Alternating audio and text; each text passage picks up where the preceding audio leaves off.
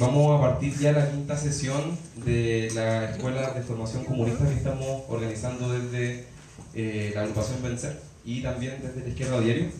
En esta ocasión vamos a discutir sobre dos estrategias políticas que son representadas por dos figuras del movimiento comunista del siglo XX, que son el trotskismo versus el estalinismo, para poder enfrentarlo en términos de pensar su política, la relación que tiene también el marxismo con el Estado, por ejemplo, del marxismo también con la economía, y cómo entendemos al final la y los socialistas, o cómo se ha entendido desde el marxismo revolucionario esta divergencia estratégica que tiene. En esta ocasión, para poder profundizar sobre eso, está con nosotros Juan Valenzuela, que es profesor de filosofía y que aparte está haciendo un magíster en la facultad aquí de arquitectura y urbanismo acá de la Chile. Interesante ahí la ligación entre filosofía y arquitectura.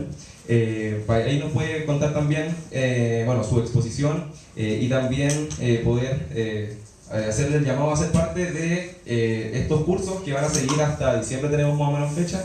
La próxima semana va a ser uno que va a tener en particular la discusión sobre el feminismo, el posmodernismo y diferentes estrategias que se han pensado en los últimos tiempos. Pero bueno, ahora ya, sin más preámbulos, voy a darle la palabra a Juan para que pueda presentar el tema. Muchas gracias, Yuri. Gracias a quienes están aquí hoy día presentes. Bueno, agregar a la tan buena presentación de Yuri, también trabajo en educación, en educación secundaria, en El Bosque y en Puente Alto, como profesor de filosofía, y pertenezco también a la agrupación Nuestra Clase, ¿ya? De docentes y trabajadores de la educación. Como señalaba Yuri, la idea de hoy es poder abordar esta gran controversia entre estrategias antagónicas,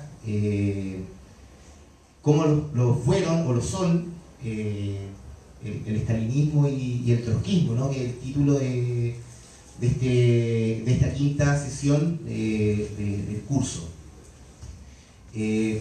Cuando me proponen participar de este curso en particular, trotskismo y estalinismo, una primera cuestión que hablábamos con un compañero, de hecho, era cómo evitamos caer en una exposición que se asemeje a una cuestión puramente arqueológica, en el sentido de que estamos hablando de algo antiguo que no tendría mucha actualidad, ¿ya? Que siempre cuando se aborda esta polémica, ¿no?, entre trotskismo y estalinismo, existe ese peligro.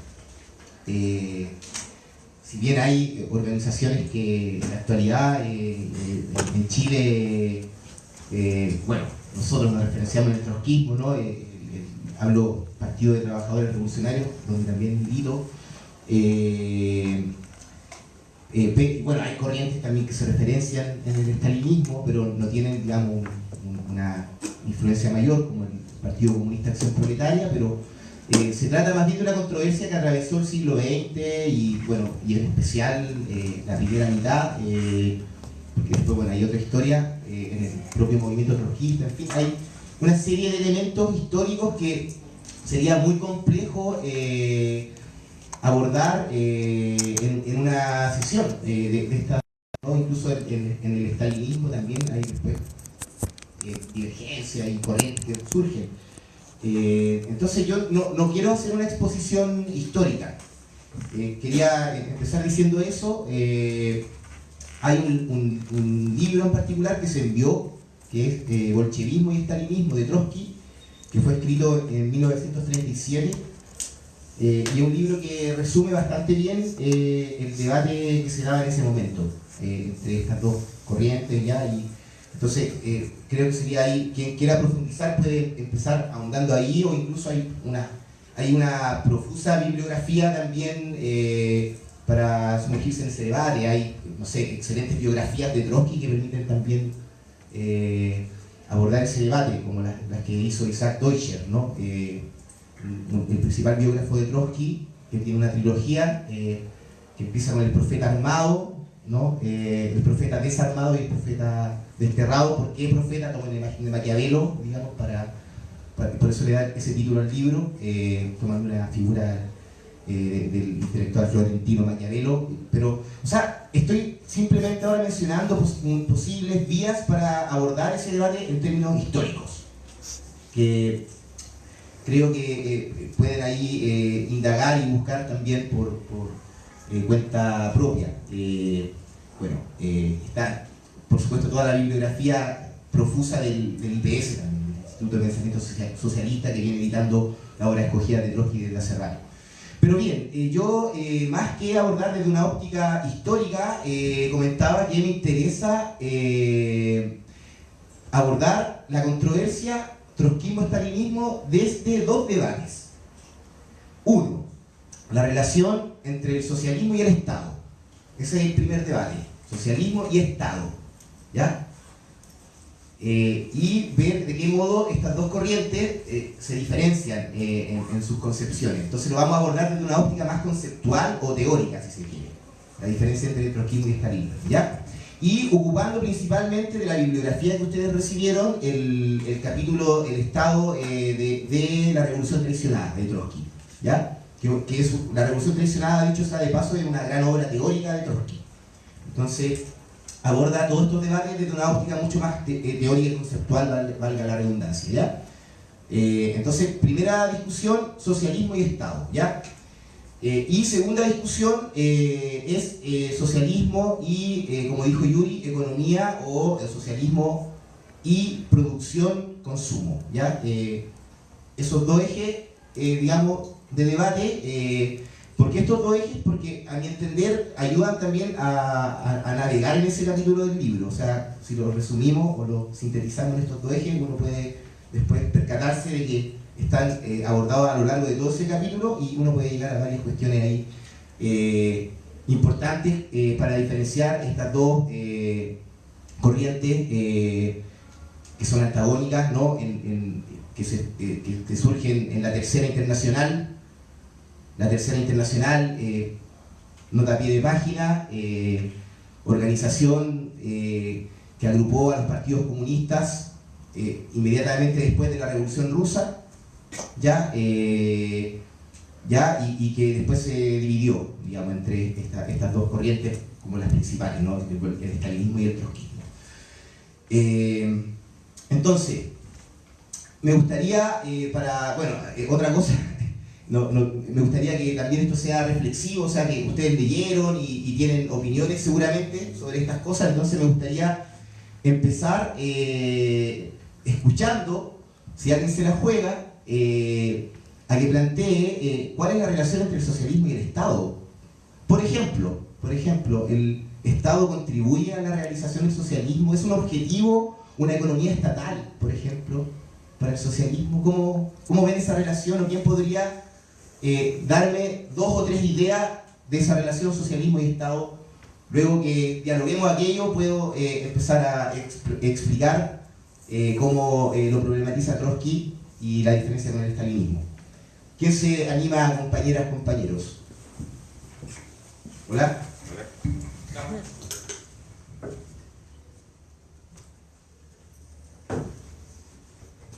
Una idea, ¿no? Tampoco el debate no ha iniciado, una idea para... Me interesa captar qué es lo que se entiende al respecto. Entonces, a ver, ahí hay un compañero que va a plantear una idea. Mauri, dale.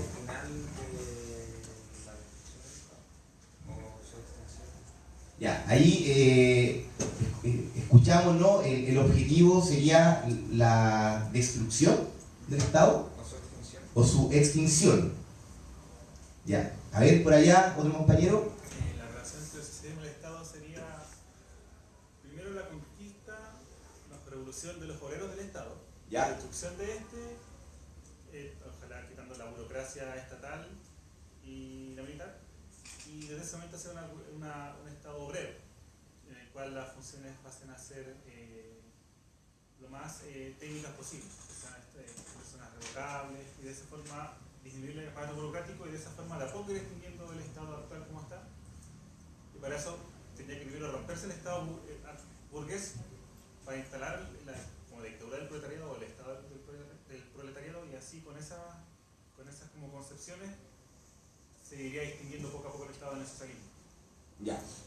Bueno, ahí el compañero explica una relación más compleja, ¿no? Que incluye la toma del Estado por los trabajadores y la construcción del Estado de la clase obrera y poco a poco, ¿no? su proceso de extinción. Bueno, ahí se han planteado dos ideas. ¿Por qué este debate conceptual socialismo-Estado? Hay un cierto sentido común en la actualidad que asume que son conceptos hermanos, ¿no? Como que ser socialista es estar por más Estado. Parte de un cierto sentido común, de una idea que está en circulación en los medios, qué sé yo. Entonces, a veces uno, qué sé yo, cuando diferencia, no sé, alguien que es de derecha políticamente de alguien que es de izquierda, entonces la típica quiere que sea propiedad de particulares o que sea del Estado. Entonces el que quiere que sea del Estado se queda de izquierda.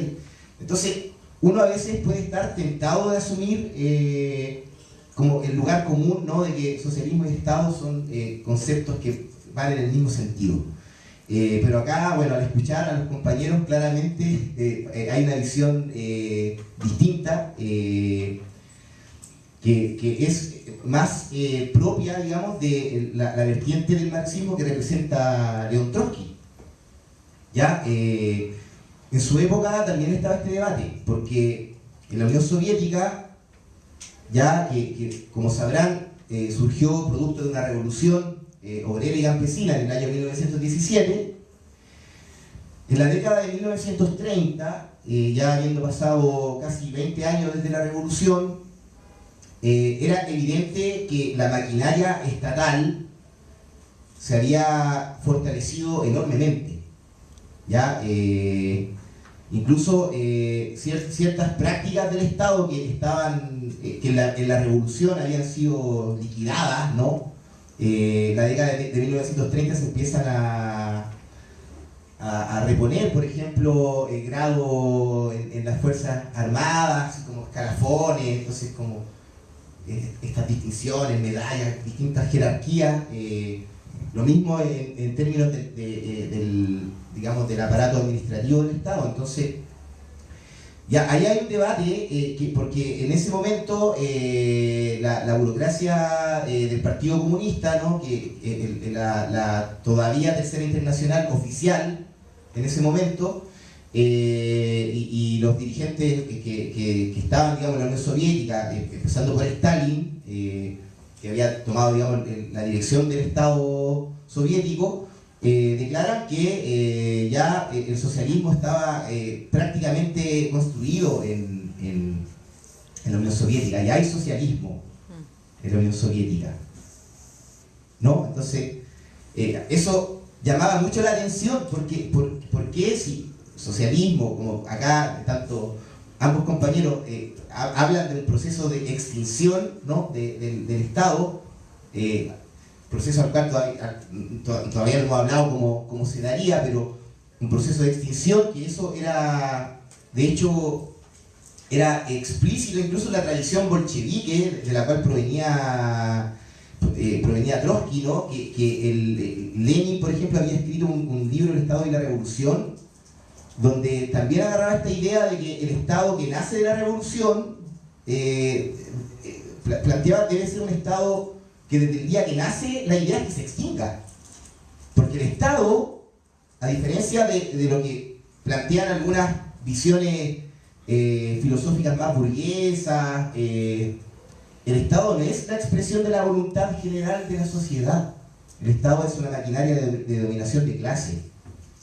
Entonces Lenin recupera esa idea del marxismo revolucionario y digamos, plantea que la revolución es la destrucción del Estado capitalista de la clase dominante. Implica, por ejemplo, y destrucción es concreto, o sea, significa, por ejemplo, que el Estado burgués capitalista tiene un ejército y una policía separadas de la población, que son instrumentos de represión, como lo vimos acá en Chile en 2019, sin ir más lejos, la revuelta. Entonces eso se suprime por el pueblo en armas, por ejemplo. Entonces ya no hay una fuerza armada separada, entonces el Estado pasa a ser la clase trabajadora y los sectores oprimidos autoorganizados en el Estado de la Revolución, de Lenin. Un libro que por lo demás fue escrito cuando Lenin, estando clandestino, estaba escondido en Rusia, lo andaban buscando porque lo habían acusado de varias cosas, el gobierno reformista de ese momento, y bueno, él en la clandestinidad estaba escribiendo el Estado y la Revolución. De hecho, el libro, hay dato anecdótico, el libro, en la última página dice: no pude terminar el libro porque empezó la revolución, así que tengo que dejarlo hasta acá. Pero de interrupciones como esta uno no tiene más que alegrarse, pone. Entonces, el libro lo termina así.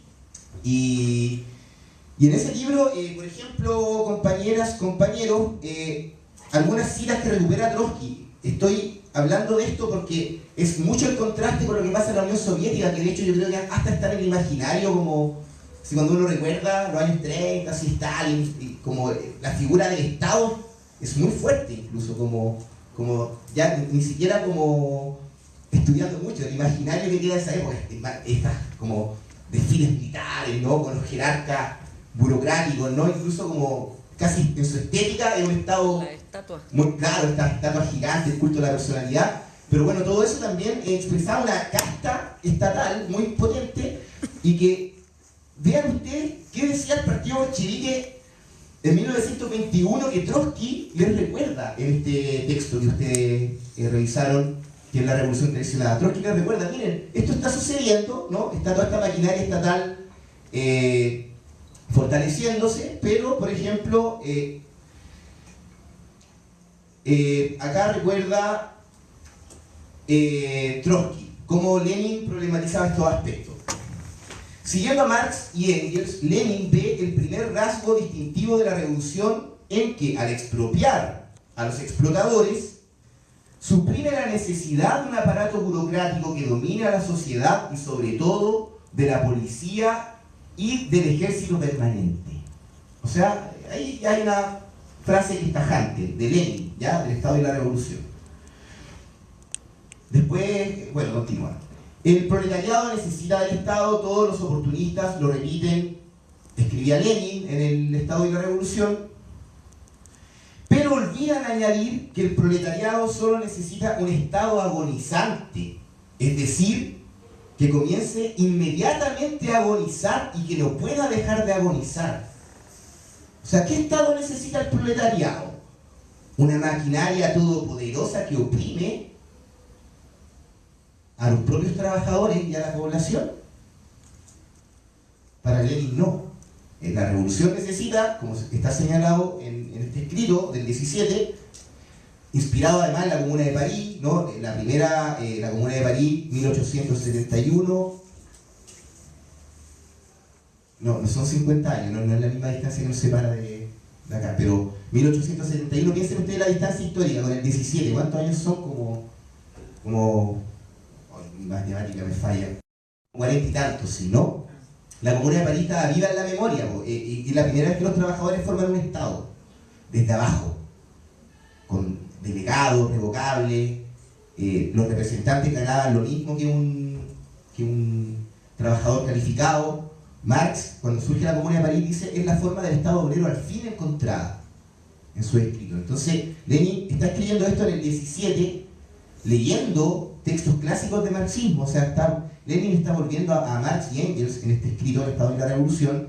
De hecho, si ustedes lo leen, parece casi un texto así de interpretación de otros textos, es como muy así, el Estado y la Revolución, pero al mismo tiempo un escrito muy vivo porque está ocurriendo en pleno contexto revolucionario, cuando los trabajadores en Rusia están formando de nuevo los soviets, que eran estas expresiones de autoorganización desde abajo, donde los trabajadores desde sus centros productivos elegían delegados, ¿no? Y organizaban un poder desde abajo, basado también en la toma de los centros productivos, fábricas, etcétera, coordinado por los campesinos. Entonces Lenin dice: parece que este es el germen de ese Estado que tiene que surgir nuevo, basado, basado digamos, en un tipo de funcionamiento similar a la Comuna de París. De hecho, es muy explícito, compañeras y compañeros, Lenin, cuando dice,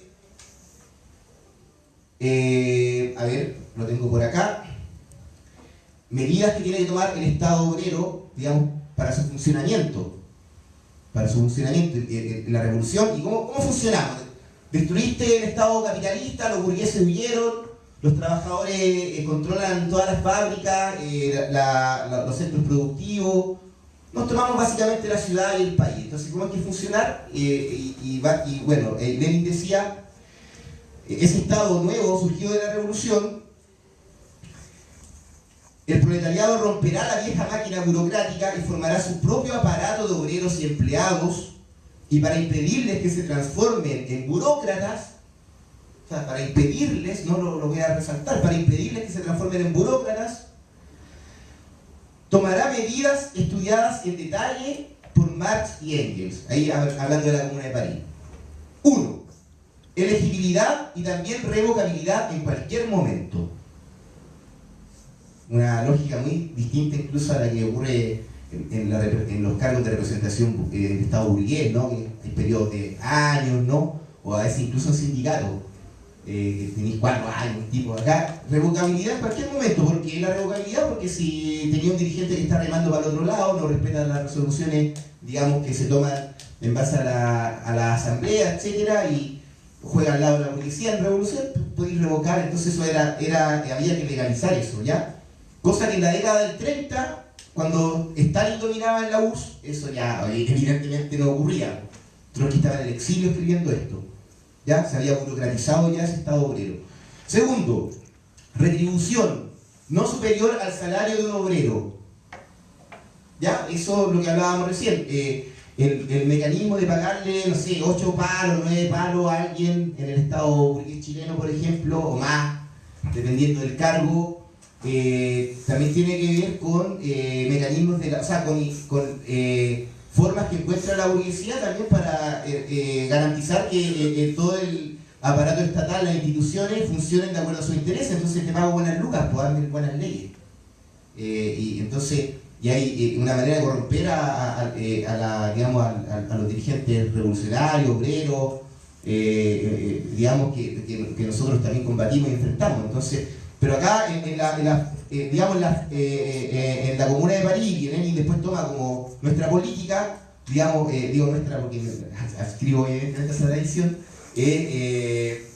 retribución no superior al salario de un obrero, ¿ya? O sea, que nadie gane millones y millones por tener un cargo de representación o en el Estado, cosa que ya no pasaba en los 30, porque la burocracia ya tenía muchos privilegios materiales respecto a la mayoría de la población en la Unión Soviética.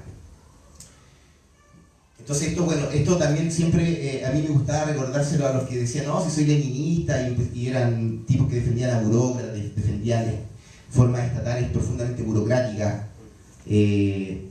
entonces, y dicen que son leninistas, y Lenin es como muy, en este aspecto, una manera de organizar el Estado que está totalmente relacionado con la emancipación de cualquier opresión y dominio, el comunismo como perspectiva. Entonces muy distinto a lo que a la defensa de burocracias de todo tipo, ¿no? Pero bueno, después paso inmediato a una situación en la cual todos desempeñarán funciones de control y vigilancia, de tal forma que todos serán rotativamente burócratas y por lo mismo nadie será burócrata. Sería un error pensar que Lenin creía que esta obra iba a exigir decenas de años, comenta Trotsky. No, es el primer paso. Se puede y se debe comenzar por ahí haciendo la revolución proletaria. Esa última cita es de Lenin. Se puede y se debe comenzar por ahí. Entonces, acá ambos compañeros que dijeron que la relación de socialismo y Estado no tiene nada que ver con lo que esa idea distorsionada que a veces uno, no, el socialismo quiere siempre más Estado, que te dicen. Otra cosa es que tú estás, digamos, a favor, solamente una pequeña nota al pie de página, por esa, nota al pie o comentario, paréntesis, por esa discusión del Estado y la propiedad privada. Nosotros estamos porque los recursos, los grandes centros educativos no sean propiedad de capitalistas privados. En las condiciones actuales implica que el Estado financie y tenga la formalidad de la propiedad, pero por ejemplo, Trotsky decía algo muy interesante respecto a esa falsa dicotomía Estado-privados. Decía, esto está en el programa de transición, nosotros vinculamos siempre la cuestión de las expropiaciones, o sea, de expropiarle a un capitalista que se adueñó, supongamos, de los recursos, no sé, minerales u otros, ¿no? Siempre para nosotros las expropiaciones están ligadas a la cuestión del poder. Y por eso Trotsky, ¿no? En la tradición del bolchevismo siempre articulaba la expropiación con el control obrero. O sea, ¿quién va a controlar la producción? Van a haber organismos de autoorganización. En esa empresa que pasa a la propiedad estatal, los trabajadores van a tener derecho a decidir, van a tener sus propios organismos de poder dentro de ese lugar de trabajo. Es decir, no basta con que se pase a la propiedad estatal, ¿ya? Eso es una gran diferencia con, digamos, la visión reformista de estatizar y simplemente estatizar. Una cosa es la propiedad que no sea de privados, pero el poder, digamos, de los trabajadores y trabajadoras siempre era algo que estaba en el centro para Trotsky. Entonces ahí, en eso que está en el programa de transición, ya vemos una visión del Estado que no es de atribuirle al Estado como la facultad de liberar a los explotados y oprimidos y oprimidas. No, el Estado es esa maquinaria de opresión, si bien para gestionar el dominio capitalista tiene obviamente que otorgar concesiones, y bueno, ahí está todo el debate que ya ahí excede este taller de que los mecanismos de hegemonía que tiene la burguesía también, o sea, no es pura maquinaria de coerción todo el tiempo, eso, pero ya nos vamos a otro debate ahí. Es más complejo el dominio burgués que simplemente coerción. También te hacen creer que tener tu fondo en la AFP te asegura un futuro mejor, por ejemplo. Entonces, hay hegemonía también, pero ya ahí nos vamos a otro debate. Solamente agregar eso, el Estado para nosotros no fetichizamos al Estado, podríamos decir. Socialismo de Estado, el socialismo no hace un fetiche del Estado, el Estado es una maquinaria de opresión de una clase a otra. Y, digamos, la tradición del marxismo revolucionario pensaba que hay que combatir todo, digamos, proyecto que busque la burocratización, digamos, y Lenin es parte de esa tradición. Y Trotsky la recupera en la década de 1930, particularmente en 1936, cuando escribe este texto, debatiendo con el estalinismo. Porque el estalinismo, ya, para poner ahí la primera divergencia, era compatible una maquinaria estatal brutal con el socialismo, ¿ya? Socialismo y maquinaria estatal brutal, de hecho dice el socialismo ya está en la Unión Soviética, y Trotsky dice, no, pero mira cómo está el Estado, ¿cómo me va a decir que está el socialismo si no está agonizando para nada? Al revés, no está agonizando el Estado. Entonces, como decía Lenin, que tenía que ocurrir. Entonces, primer síntoma. ¿Ya? Entonces, esa es la primera cuestión, la primera idea. Yo, compañeras, compañeros, voy a poner las dos ideas que decía y luego creo que sería bueno que abramos debate, intercambio de opiniones, ¿ya? Entonces, ahora, continuando con el ejercicio anterior, socialismo y economía. ¿Qué idea, frase, concepto se les viene en mente? Socialismo y economía, o socialismo, producción, consumo. También hay sentidos comunes que circulan a propósito de esto. Hay un compañero que va a tomar la palabra. Socialismo, producción, era la producción. Claro. Yo lo veo como la idea también de que la producción está a manos de los trabajadores, está al servicio también de las necesidades que se tienen. Entonces el consumo también va ligado a eso, a las necesidades y no a crear necesidades, sino que necesidades realmente existentes. Ajá. La economía está en manos de los trabajadores y la producción está destinada a las necesidades efectivas y no a crear necesidades, digamos, ficticias, podríamos decir. Ya.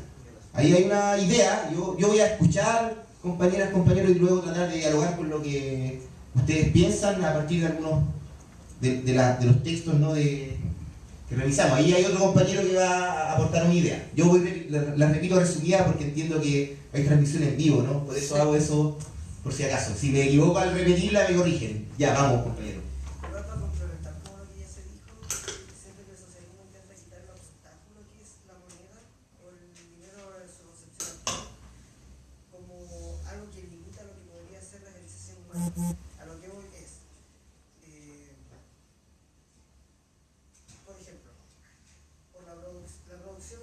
en generar bienes materiales basados en nuestra moneda metálica.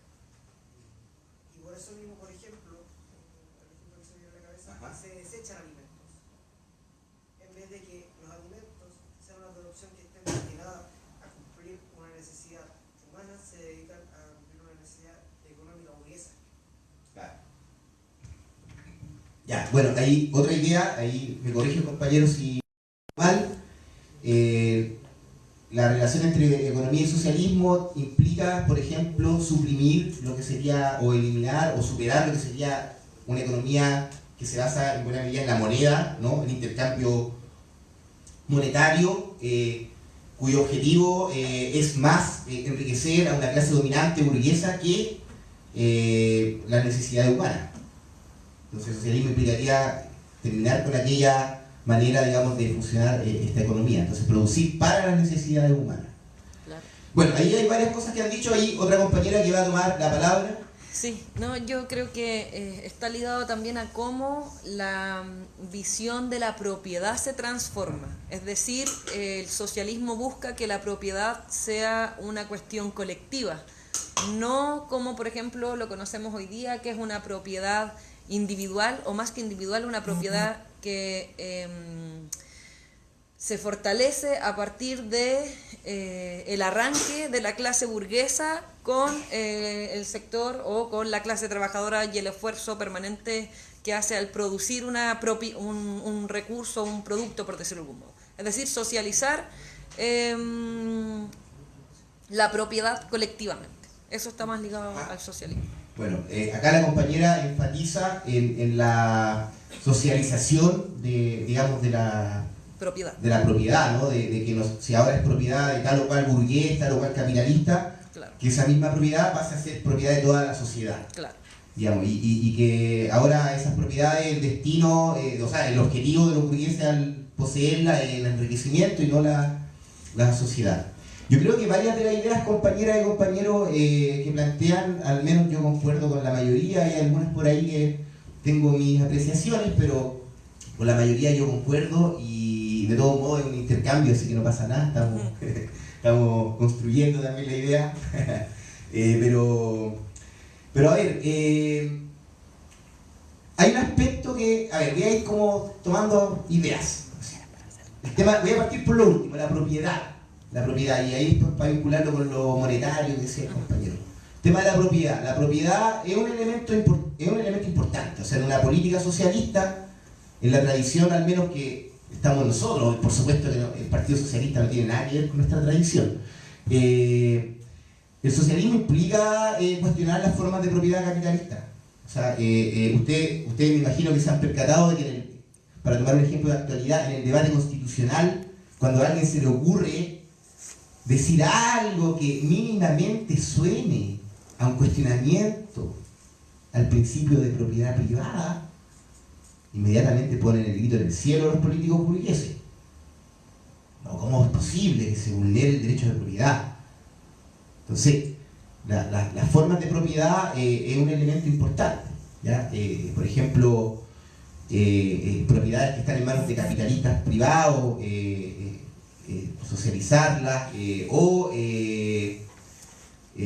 por ejemplo, en el caso de Rusia, estaba todo este problema de la propiedad de la tierra, porque existían los terratenientes nobles y tenían grandes extensiones de tierra. Entonces el programa bolchevique era que eso también pasara a ser socializado. Sin embargo, ahí fue necesario antes, digamos, otorgarle parcela a los campesinos, porque había un campesinado muy grande que quería pequeñas propiedades para ellos, digamos.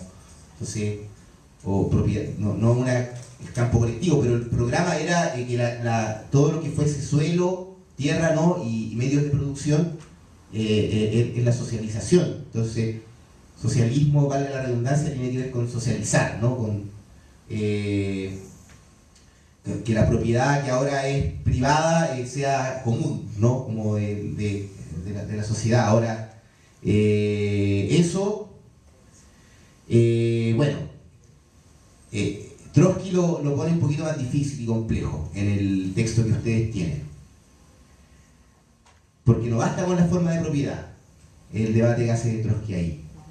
Incluso llega a decir que la manera que tenía el Lenin y el partido bolchevique de enfocar la lucha contra la burocratización, faltaba desarrollarla en un elemento que era bien importante por el escenario que se había dado concretamente en que la revolución no había triunfado en más países, que quedó aislada. Entonces Lenin, por ejemplo, se había percatado del peligro de la burocratización, pero de que este Estado se transformara en una burocracia, en una maquinaria incontrolable.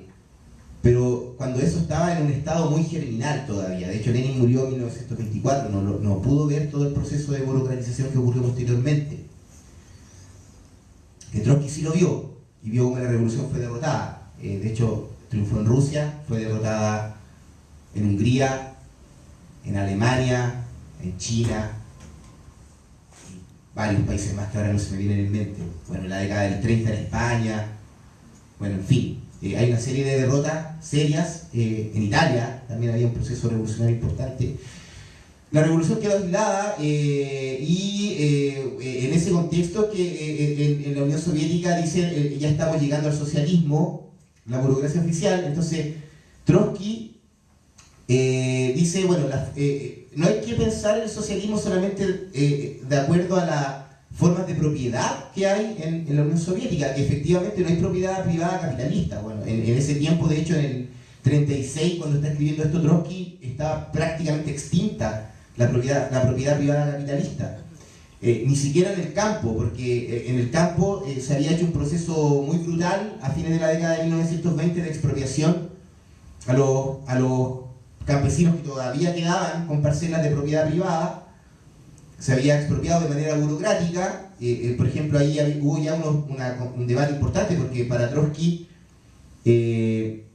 no había que expropiar de esa manera a los campesinos, sino que había que convencer a los campesinos de que era mejor la economía socializada, y para convencer había que elevar la productividad del trabajo y desarrollar la industria de tal manera que sea la productividad del campo también creciera y que los campesinos voluntariamente, digamos, se fueran sumando a una economía planificada. Pero el programa, digamos, a fines de la década de 1920, como que los campesinos que tenían todavía propiedad privada en la Unión Soviética estaban empezando a impacientarse, y la burocracia lo liquida, la burocracia estalinista, hay un proceso bien brutal, que siempre cuando hablan, no, el comunismo le hizo tan mal a los humanos, que sacan ese tipo de experiencias, que en realidad era la burocracia estalinista. Ya que antes había tenido una línea de que los campesinos tenían que enriquecerse, y cuando ya había incluso algunos que eran semi-granjeros, medio burgueses en el campo, que se oponían al Estado obrero, la burocracia, no, esto no va, y lo liquidamos. En fin, un debate que había ocurrido, y la revolución estaba aislada además, y la burocracia se fortalece y reprimen a los sectores de izquierda que querían expandir la revolución, y se da una situación, digamos, en la cual la única revolución triunfante que dio origen a un Estado fue la Unión Soviética, y tenía ya sus dirigentes diciendo que ya estamos llegando al socialismo. Y ahí surge un debate que es teórico, que está en el texto que ustedes revisaron. Porque, ¿cuál es la discusión? Si el socialismo es posible de construirse en un solo país, y no solamente eso, en un país como Rusia, que era un país rezagado en términos productivos y económicos respecto, por ejemplo, a Inglaterra o Alemania, que eran potencias altamente industrializadas. Entonces, estos burócratas decían, acá estamos llegando al socialismo, y Trotsky ahí se mete de nuevo en el debate de la tradición marxista y bueno, pone en el escrito que él desarrolla unos pasajes de Marx, donde Marx habla de cuáles son cuál es la primera fase del comunismo. Ese es el debate, porque en la Unión Soviética los burócratas, cuando querían moderar un poco lo que decían, mira, todavía en realidad estamos en la primera fase del comunismo, si es verdad, si todavía hay ciertos problemas sociales, entonces ya estamos en la primera fase del comunismo. Entonces Trotsky dice, no, ni siquiera estamos ahí en la Unión Soviética. O sea, el socialismo ni por lejos, pero totalmente totalmente lejos. Primera fase del comunismo, totalmente lejos. ¿Y cuál es la discusión que hace Trotsky? Que Marx, agarra la definición de Marx, ustedes saben, pensaba que la revolución, jamás imaginó que la revolución iba a empezar en Rusia. Cuando Marx pensaba en la revolución, pensaba en países como, no sé, como Inglaterra, Francia, de hecho era el primer país donde se imaginaba la revolución, porque tenía una tradición revolucionaria muy importante, pero Rusia era el bastión de la reacción en el siglo XIX. Está el zar era el capitalismo estaba totalmente en pañales en comparación a lo que ocurría en estos otros países. Entonces, pero la revolución surgió en Rusia. Entonces Trotsky dice, Marx cuando pensaba la primera fase del comunismo, si triunfa la revolución en un país, y que puede ser la primera fase del comunismo, se imaginaba un país altamente industrializado en esa época. Entonces, la primera fase del comunismo necesariamente es o parte sobre una base productiva que está en el más alto punto ya en el capitalismo. O sea, si tú querías hablar de que estamos, porque estamos entrando en la primera fase del comunismo, necesitáis una base productiva para ello. Y en la Unión Soviética esa base productiva no estaba, porque la industria era sumamente débil. ¿Por qué? Porque el socialismo también tiene que ver con, además de la forma de propiedad, tiene que ver con la abundancia. O sea, el socialismo es una sociedad de la abundancia. A cada cual según sus necesidades. Un lema clásico, ¿no?, del socialismo. O sea, yo necesito algo y lo puedo obtener, la sociedad me lo garantiza. Eso sería la producción, dialogando con los conceptos que decían los compañeros. Producir para las necesidades. Y ahí un alcance. Necesidades que, al menos como la entiende el marxismo, al menos la lectura que hacemos varios, no tienen un techo. No tienen un techo. Las necesidades humanas se pueden complejizar y disparar infinitamente, porque tampoco, o sea, a Marx y Engels les molestaba, por ejemplo, cuando se decía, no, como que el ideal de socialismo era algo así como medio asceta, como que tenéis que vivir así, como, mientras más pobre, más socialista soy. Así, y el socialismo es como que todos vamos a ser pobres. O sea, Marx decía, a cada cual según sus necesidades, tiene que ver con una idea contraria, ¿no? Una sociedad de la abundancia, en la cual podemos desarrollar incluso necesidades múltiplemente, ¿no? Por ejemplo, en la ideología alemana, Marx está criticando la división social del trabajo que hay en el capitalismo, donde uno está condenado, por ejemplo, a cumplir una pura función en su vida, o a lo más una o dos, no sé, estudiaste algo, o trabajáis en una pega, tenés que hacer eso nomás. Entonces Marx decía, se imaginaba el socialismo y el comunismo como una sociedad en la cual tú vas a poder desarrollar todas las actividades que tú quieras desarrollar humanamente, ¿no?, para potenciarte como humano. Entonces ocupa una imagen: en la mañana podemos ser artistas, en la tarde filósofos, en la noche pescadores. O sea, trabajo manual, trabajo intelectual, porque el trabajo deja de ser en una sociedad donde la productividad del trabajo, porque el tema de la producción tiene que ver con eso, tiene que ver con que el socialismo implica aumentar la productividad del trabajo. Por eso parte del punto más alto, digamos, del tecnológico del capitalismo, digamos, cuando tú en serio ya podés decir, parece que estamos entrando a una sociedad que es media socialista. Cuando podamos decir eso en serio, es porque tal vez la revolución le hiciste, no sé, le ganaste a la burguesía de Alemania, no sé, y los trabajadores se tomaron el poder allá, y de paso en, no sé, en Estados Unidos están que se lo toman. Pero el socialismo necesariamente tiene que tomar, digamos, en términos técnico-productivos, digamos, la base del capitalismo. En ese sentido tiene una base económica, en ese sentido, digamos. No es que está garantizado que vamos a llegar al socialismo sí o sí. Esa misma base económica, para ser bien explícitos y no caer en análisis tecno-optimistas, puede ser también la base de una gran catástrofe, ¿no? O sea, el nivel de tecnología humana, en el sentido de desarrollo nuclear, etcétera, eso, o sea, no es que necesariamente por esa base productiva, económica, estamos caminando con plena garantía al socialismo, porque bien podría ser utilizada en manos de las clases capitalistas para guerras como colonización, como ya lo estamos viendo con lo demás. ¿No? A propósito de los conflictos actuales en el mundo, Rusia, Ucrania, la OTAN, ahora toda la agresión de Israel al pueblo palestino. Entonces, pero sin embargo, aún así el socialismo requiere esa base, ¿no? Entonces, de hecho, Marx, es más, una cita que pone Trotsky en el texto que ustedes recibieron, dice muy claramente que si queréis construir en un puro país, lo único que ocurrirá es que va a retornar toda la vieja porquería. O sea, implica la economía en el capitalismo es mundial. Basta mirarnos acá y nos damos cuenta de que los productos que estamos utilizando ahora, desde nuestro vestuario hasta computadores, etcétera, hay procesos de circulación que no ocurren solamente en una economía nacional. Hay cosas que viajaron. Entonces la economía capitalista es mundial. Entonces tú no podés derrotar al capitalismo en un puro país. O sea, o podés derrotar a la clase capitalista. A la clase capitalista. Pero para derrotar al capitalismo se requiere una estrategia internacional. Fue una de las primeras cuestiones que Marx se dio cuenta. Ya la ideología alemana ya está esa idea bien claramente. Creo que la ideología alemana, si mi memoria no me traiciona, es de 1846. O sea, Marx todavía joven. Y es una idea que Trotsky después recupera.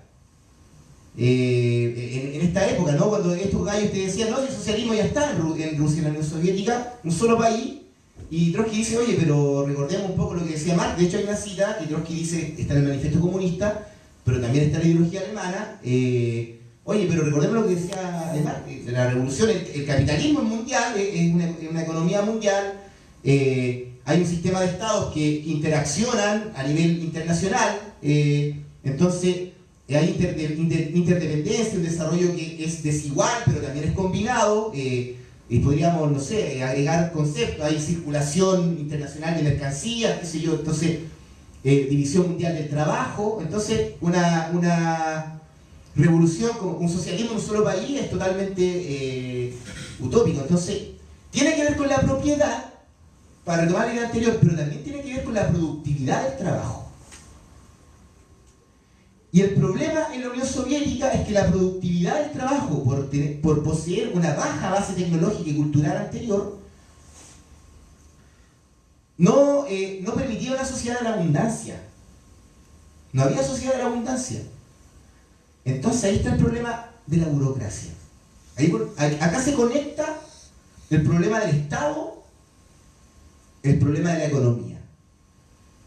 Porque si hay baja productividad del trabajo, los productos que se necesita distribuir en el Estado obrero que acaba de surgir de la revolución, como es baja la productividad del trabajo, los productos son pocos, escasos. Entonces necesariamente eso es una base para que exista, ahí Trotsky agarra a Engels.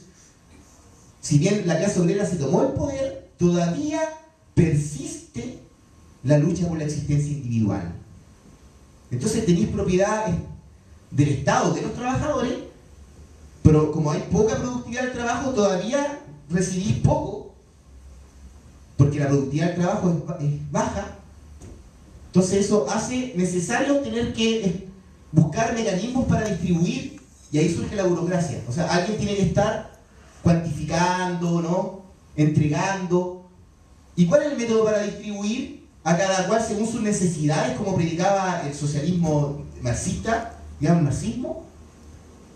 Todavía no podéis llegar a ese estadio, porque tenéis todavía baja productividad del trabajo. No es que yo necesito, mira, yo necesito, no sé, ropa de muchos colores, computadores, herramientas para pintar, para instrumentos musicales, y lo necesito, entonces no lo tengo, así automáticamente, porque la sociedad de la abundancia.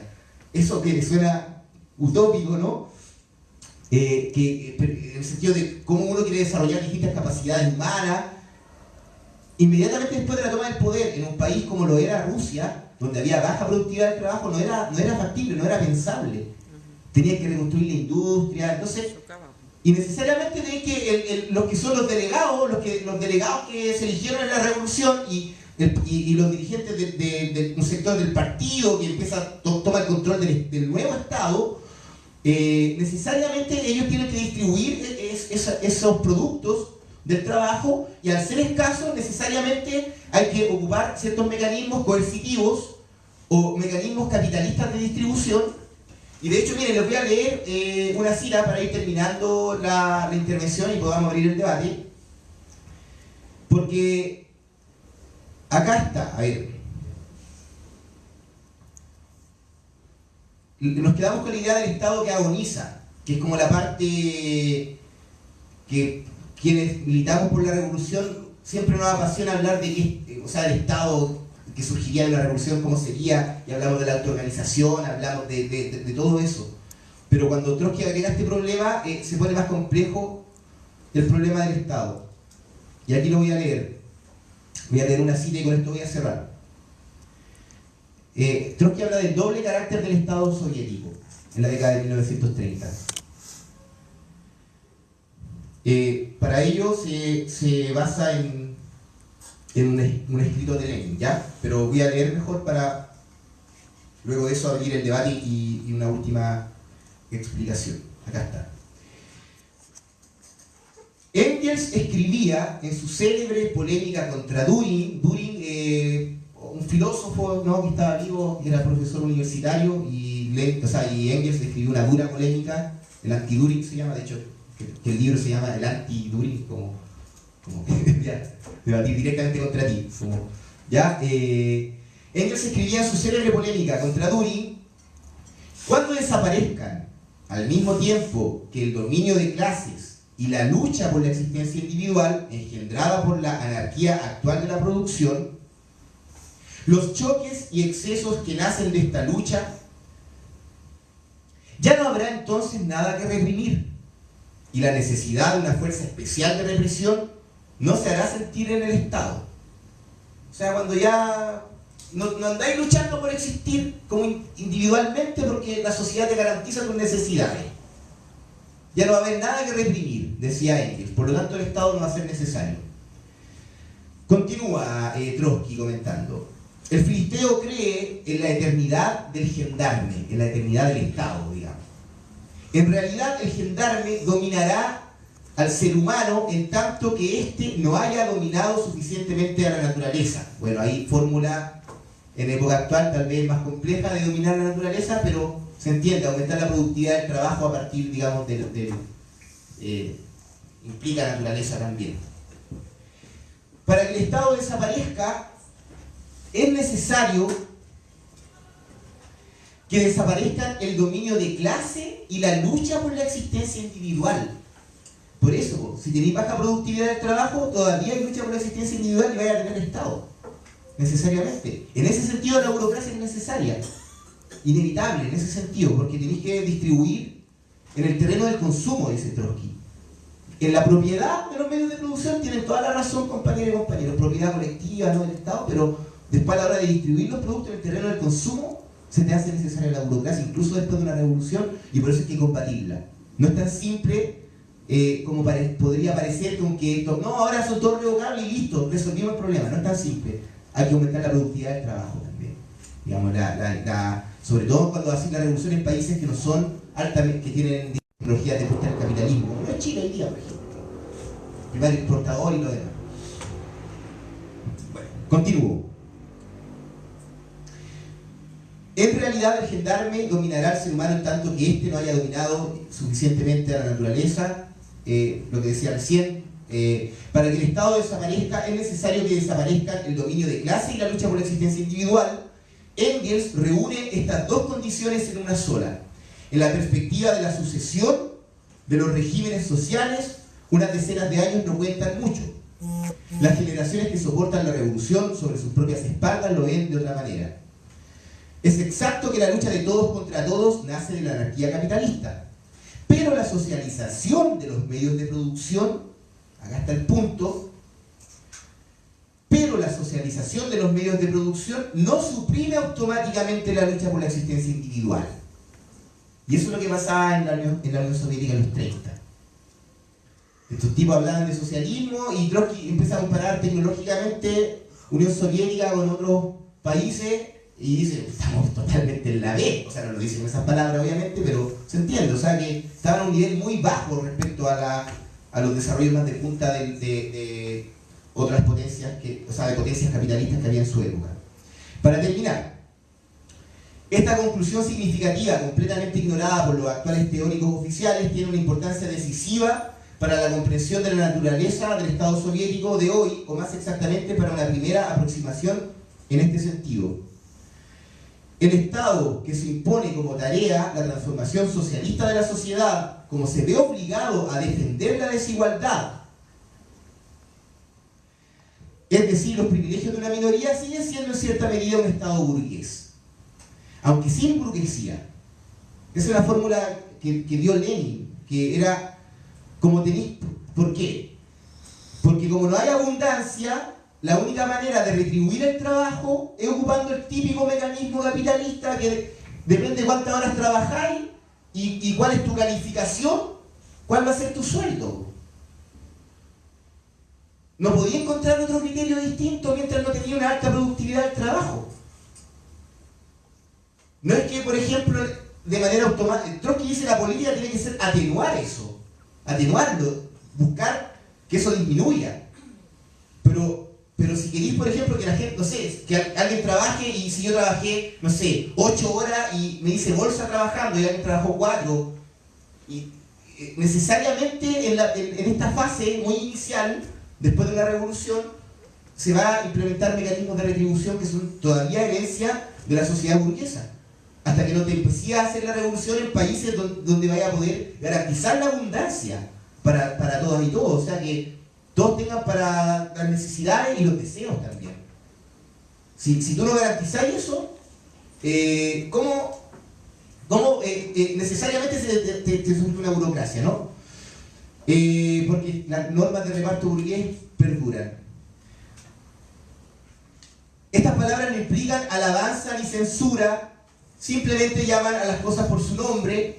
Las normas burguesas de reparto, al precipitar el crecimiento del poder material, deben servir a fines socialistas. En el sentido de que estáis trabajando igual, te tomaste el poder, estáis trabajando, pero con la conciencia de que estáis construyendo digamos, una economía y luchando por el socialismo internacional, pero digamos, te pagan, digamos, te retribuyen tu trabajo, digamos, con mecanismos que todavía son desiguales. No es como que del día a la mañana, no sé, alguien que todos vamos a tener la misma cantidad de productos. Entonces eso es por la escasez. La escasez dice, los que hay que distribuir. Los que distribuyen quieren distribuir y tienen que ocupar tiempo para distribuir, entonces no van a querer trabajar, entonces los antagonismos resurgen. Y en el fondo, Trotsky te dice alerta, o sea, te tomáis el poder, pero podéis proponer revocabilidad, todo lo que decía adelante el Lenin, ¿no? el partido bolchevique, pero si no tenías esto, igual te va a surgir una burocracia, así que ojo, si estás aislado en un país y tu base económica es muy baja, te va a surgir la burocracia, así que ojo con eso, atención a eso, es una alarma de incendio en la revolución, esto.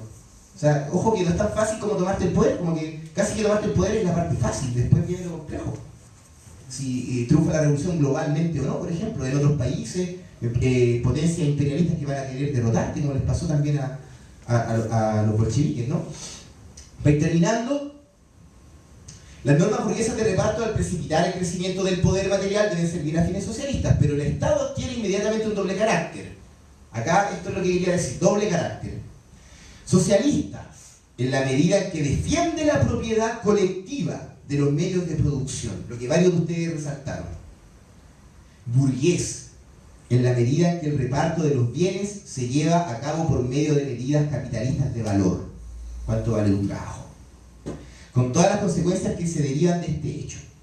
Una definición tan contradictoria asustará probablemente a los escolásticos y a los dogmáticos. No podemos hacer otra cosa que lamentarlo. Bueno, por esta razón, en esta última conjugación de conceptos, ¿no? Socialismo, economía, para quienes suscribimos, ¿no? Quienes adherimos a una estrategia socialista revolucionaria se trata de no solamente de que todos los medios de producción, las conquistas científicas y tecnológicas sean propiedad de la sociedad, sino también de desplegar toda la creatividad humana para elevar enormemente el potencial productivo y satisfacer todas las necesidades, crear nuevas necesidades, complejizarnos como humanos, ¿no? y construir una sociedad, digamos, totalmente libre de la opresión, porque si hay abundancia no va a haber por qué andar ni siquiera deteniendo a alguien porque por hambre roba algo, o quedar totalmente atrás esta sociedad capitalista que habitamos actualmente. Entonces, en eso también se diferenció el trotskismo, defendiendo una tradición revolucionaria, comunista, del estalinismo, que le vino a decir, esto es socialismo, cuando en realidad estaba retornando toda la vieja porquería, como diría Marx, ¿no? Que fue lo que finalmente terminó de ocurrir, ¿no? Con la restauración capitalista en todos esos países, incluyendo Rusia, ¿no? Entonces, que ahora son sociedades muy desiguales, ¿no? La burocracia, algunos se transformaron en burgueses, después con los años, ¿no? Entonces quedó demostrado que eso no era socialismo. Entonces cuando escuchemos, no, si socialismo es esto, y tú que soy socialista, y Corea del Norte, o Venezuela, no tiene nada que ver. Entonces, bueno, eso es desde algunos ejes conceptuales, digamos, tomando la revolución traicionada, quería plantear desde ahí la diferencia entre trotskismo y estalinismo. Así que eso sería, compañeros, para que ahora abramos debate, ¿no? Yo que quería, Juan, leer un comentario que salía. Ya, hoy ahora podríamos ocupar micrófono, ¿no? Sí, Como aunque para no. que se escuche en el beat. Debería haber uno. Allá. No, quería leer un comentario, pero por el debate del principio del Estado. Ah, ya. A ver si a lo mejor te puedes referir a eso, que un comentario que dice, pero también se pueden hacer cambios desde el Estado, como planteaba Bernstein. Y después dice, para mí los cambios se pueden hacer desde el Estado sin necesidad de una revolución, porque actualmente no conviene mucho la dictadura del proletariado como planteaba el maestro Marx, dice. No sé qué pensáis. Ah, sí. Oye, pero tal vez otro comentario, o idea, diálogo, polémica, lo que sea, compañeros, bienvenidos. Allá, Joaquín. Oh, está muy lejos, sí.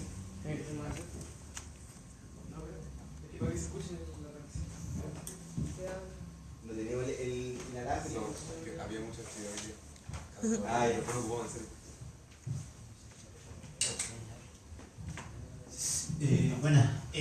No, que yo me quedé pensando con una parte de la exposición que es respecto al problema que mencionaba ahí la compañera del dinero y el aspecto de las necesidades, porque en algún momento cuando nosotros pensamos, porque por ejemplo yo lo pienso ahora, que la vocera de gobierno proclamó que el modelo que sigue el Partido Comunista Chileno es el modelo de la abundancia del socialismo con características chinas que encabeza el Partido Comunista Chino, ¿no? Porque claro, uno puede pensar, bueno, cuando empezamos la construcción del comunismo, entonces tenemos esta imagen de una sociedad que ha generado mucho bienestar, que ha sacado 1 millón de personas de la pobreza, y que hoy día se levanta incluso para varios referentes de la izquierda como una especie de nueva guerra fría que se está realizando entre un Estados Unidos capitalista y una China que en realidad nunca fue tan capitalista, sino que de verdad era socialista, solamente que estaba siguiendo el camino chino para llegar al socialismo, ¿no?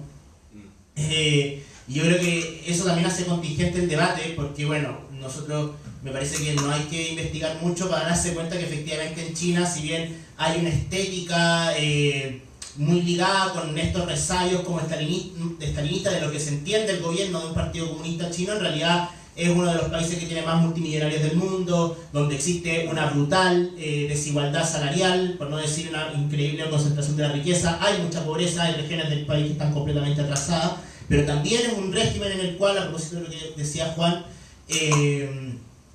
existe una gran explotación del trabajo. De hecho, el otro día veía un documental que mostraba cómo una de las principales tendencias de organización de la juventud en resistencia contra la burocracia del Partido Comunista Chino era precisamente la lucha por las 40 horas laborales, en un país que se trabaja entre 50 y 60 horas laborales con salarios muy por debajo también de la media de los países occidentales, por decirlo así, ¿no? Y yo creo que ese aspecto de cómo se planifica la economía, me parece que ahí hay un debate muy importante, porque generalmente los libertarios, las tendencias como de neoliberales, de la extrema derecha, constantemente refutan al marxismo precisamente desde el aspecto de que dicen que las necesidades humanas son ilimitadas, es decir, que siempre, producto de nuestro egoísmo intrínseco como seres humanos, los seres humanos necesitamos más y más y más y más y más, y por tanto no existe ninguna sociedad racional capaz de administrar esa necesidad infinita de los seres humanos. Por tanto, lo mejor es para dar satisfacción a esa necesidad ilimitada es la ilimitada e infinita capacidad de emprender que tienen los seres humanos de buscar cómo asociarse privadamente para dar satisfacción a esa necesidad. Y por eso el socialismo siempre se va a terminar hundiendo, ¿no? Y en última instancia lo que hacen los chinos es una especie de trampa, porque en última instancia agarran este modelo capitalista, lo decoran como de comunismo y por tanto en realidad eso es capitalismo igual. Por algún sentido llegan a conclusiones correctas como bajo las razones equivocadas, pero el punto es que el tema, porque claro, si bien Marx y el marxismo desprecian este comunismo asceta como una especie que tenemos que volver a vivir en la pobreza, volver como a etapas primitivas, no sé, los anarquistas y Proudhon en particular proponían como que descompusiéramos la sociedad y volviéramos a vivir como en pequeñas unidades productivas, un poco como irnos al cerro y formar como nuestra como comunidad hippie. Marx dice que y Marx y Engels despreciaban eso porque decían que era imposible que la sociedad retrocediese en tanto de que esos sistemas productivos eran incapaces de generar la suficiente nivel de abundancia para que no existiera pobreza, y por todos los modelos que en el fondo los anarquistas o los proudhonianos se inspiraban son modelos en los cuales funcionaban con poca población, por tanto tendría que desaparecer una parte importante de la población del planeta, o sea, terminaban siendo reaccionarios. Eso no quería decir en el fondo que lo que teníamos que, eso tampoco tenía que decir entonces que teníamos que generar una especie de sistema económico capaz de generar como una cantidad de riqueza como a destajo, porque eso también te genera una especie como de locura en el cual, por ejemplo, hoy día China puede dar una imagen de prosperidad, pero eso a costa de la destrucción del medio ambiente en el tercer mundo, en la propia China. O la explotación que hacen del pueblo uigur, como de que los persiguen por motivos religiosos, pero también los tienen trabajando en campos de trabajo donde ni siquiera les pagan salario. O sea, una sobreexplotación como de la clase trabajadora, que también es lo que Trotsky discute, ¿no? O sea, ¿cómo se puede hablar de socialismo si es que la clase trabajadora no le ha ganado el tiempo precisamente a tener más tiempo para ellos mismos, para ser más libres? Porque cuando hablamos de planificación, hablamos de democracia obrera, no son solamente como, creo yo, consignas, ¿no? Sino que materialmente es que los trabajadores tengan tiempo para después de su trabajo pensar cómo dirigir una empresa, cómo dirigir un estado, cómo dirigir un país, cómo se hace la revolución en todos los países. Y eso es imposible si es que no hay un avance en que los trabajadores trabajen menos. Claro. Para que los trabajadores puedan ser más o sea, que en el fondo la batalla por hacer más productiva la jornada laboral no es que los trabajadores, por ejemplo, los estalinistas tenían esto de los estajanodistas, ¿no? Como gente que trabajaba 70 horas y lo hacía como por amor a Stalin, que los norcoreanos un poco lo siguen repitiendo, pero que en última instancia es gente completamente sometida y alienada porque no son sujetos de su propia transformación. Y los chinos lo hacen también, por supuesto. O sea, hace poco hubo unas huelgas en las fábricas de Apple, más encima fábricas de los imperialistas, donde los tenían, con la excusa de la cuarentena, para que no se contagiaran de COVID, encerraban a los trabajadores y los hacían dormir en la misma fábrica para que siguieran produciendo. O sea, que la línea de producción no se viera descontinuada, para que los trabajadores no se contagiaran de COVID, los aislaban del resto del mundo. Obviamente los trabajadores terminaron quemando las fábricas, se enfrentaron a la policía, les tienen unos camiones, fue una cuestión bien impresionante, salió en la tele incluso, algo que no pasa en China con todos los medios de censura que tienen, pero que en el punto entonces está como esta batalla por ganar la productividad del trabajo. No es una batalla de que los trabajadores trabajen más, sino que precisamente su tiempo de trabajo sea más productivo para que tengan más tiempo libre, para que sean más sujetos. Y eso obviamente en una sociedad en la cual la necesidad es como que, claro, el tema de la necesidad es un debate ideológico interesante porque sería con el dinero, y con esto termino, disculpen lo que me extendí, porque el capitalismo genera estructuras ideológicas para crear un sujeto que en el fondo se adecue a esta forma de producción en la cual los privados nos tienen constantemente consumiendo las cosas que consumen y muchas veces producen más de un aspecto, más de lo que realmente se consume. Entonces, ¿qué hacemos? Mejor, bueno, botemos el alimento al mar para que los precios no bajen tanto, porque como la ley de la oferta y la demanda tampoco la controlan los capitalistas. Entonces a veces una empresa dice, ya, vamos a producir muchas manzanas, pero no hay suficiente gente para comer manzanas o chocolate, y nadie puede comer chocolate al infinito, o sea, en algún momento uno se le ve la guata, entonces sobra una cantidad enorme de chocolate. Entonces, ¿qué hacemos con eso? Bueno, lo botamos al mar o lo destruimos para que en el fondo el precio no baje lo suficiente para que nosotros tengamos pérdidas. Y así con los alimentos y en el fondo con todas las industrias como productivas. Pero para generar esta ilusión de que en el fondo necesitamos constantemente más por una pulsión egoísta, los capitalistas generan ideológicamente eso en la conciencia de las personas. Y el dinero en ese sentido, yo creo que es importante pensar una doble función, porque en una parte el dinero igual es un avance civilizatorio con respecto al trueque, o sea, que un pedacito de algo, incluso una medida imaginaria, como las tarjetas de crédito y todas las cosas que en el fondo la economía digital nos permita mover grandes cantidades de cosas de un lado a otro, permite el desarrollo humano y la capacidad de mover recursos de una forma que el trueque no lo permitía, o las monedas de cobre, como en antes, no sé, las otras formas de intercambio que había en otras sociedades.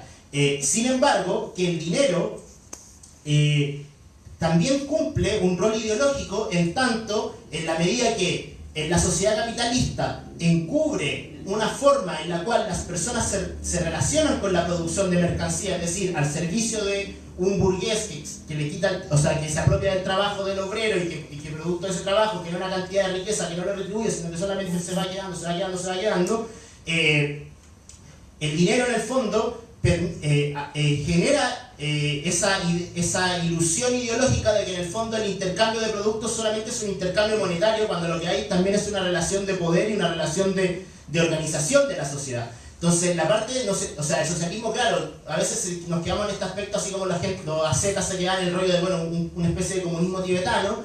También a veces hay personas que dicen, bueno, entonces el socialismo no va a haber dinero. Pero el problema no es el dinero en sí, porque el dinero es una herramienta. El problema es cuál es la relación social que fundamenta ese dinero. Y yo creo que el problema, y de nuevo volvemos al problema como de la productividad del trabajo y de cómo se organiza el trabajo en una sociedad socialista para que efectivamente sea algo comunista. Yo creo que esa idea también está súper interesante para discutir con los estalinistas, sobre todo ahora que ha vuelto a surgir este amor por la República Popular China. Palabra. Quien lo desee. Si no, toma el micrófono y quedamos un poco más, ¿no? Lo de Burns. ¿Ya? Bueno. Ya, oye, ambas cuestiones te llevan a debatir bastante, entonces voy a intentar ser bien sintético. Por la primera cuestión, lo de Bernstein, ¿no? Pequeña nota biográfica, un dirigente importante socialdemócrata de la Segunda Internacional, que estaba vivo cuando Marx y Engels, de hecho, eran contemporáneos, escribían.